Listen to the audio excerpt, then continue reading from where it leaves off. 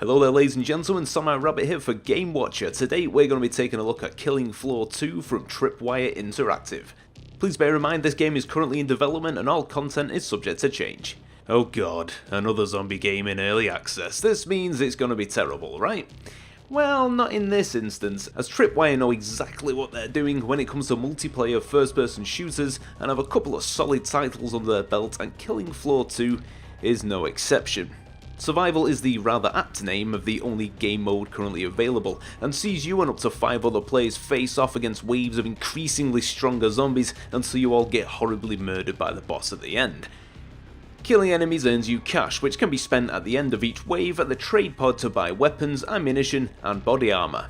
Each of the 11 enemy types poses a different threat. Some are weak cannon fodder, while crawlers drop from ledges and bite your legs, sirens let out piercing screams, and grotesque fusions of flesh and metal get up close and personal with cruel blades. The excellent enemy variety is what keeps you and your team on your toes, trying to work out the best use of positioning depending on your character class and loadout, and when to hold your ground and when to run. With a team of friends who know each other's playstyles, Killing Floor 2 has the potential to be incredible.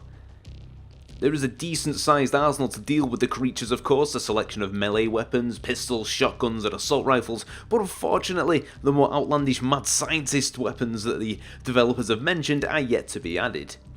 Killing Floor 2 currently has 4 perks, which are essentially the character classes. They each perform differently in combat, have unique ways of gaining experience, and carry certain passive benefits. The Commando, for example, earns experience from using assault rifles, and can view enemy health bars and detect cloaked stalkers. The Support class earns experience from using shotguns and welding doors shut, and can earn passive bonuses to grenade damage. There are 6 more perks currently in development, and add to this the talents that can be earned by leveling up, and Killing Floor 2 offers a solid progression system, and for close-knit teams provides a wealth of options for tactical flexibility. Perks can also be changed from wave to wave to help mix things up a bit, and you can also level up a different perk to the one you are currently using by purchasing specialist equipment. Running as a medic but want to sink some XP into support, start welding a few doors and keep a shotgun handy for close encounters.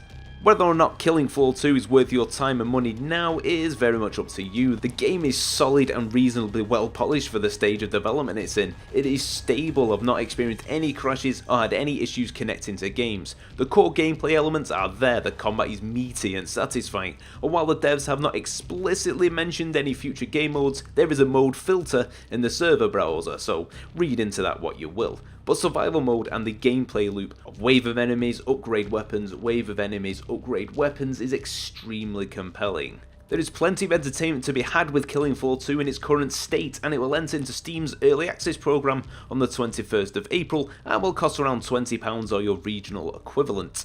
Those of you who err on the side of caution may wish to wait until more perks and weapons have been added, and certainly more maps. There are 3 maps in game at the moment, and for the most part they look great and allow for defensible positions and opportunities to bottleneck enemies, but for this type of shooter we'll hopefully see more in the near future. I'm having a lot of fun with Killing Floor 2 and it's well worth sticking on your Steam wishlist. Thank you very much for watching, I've been Samurai Rabbit, and I'll see you next time.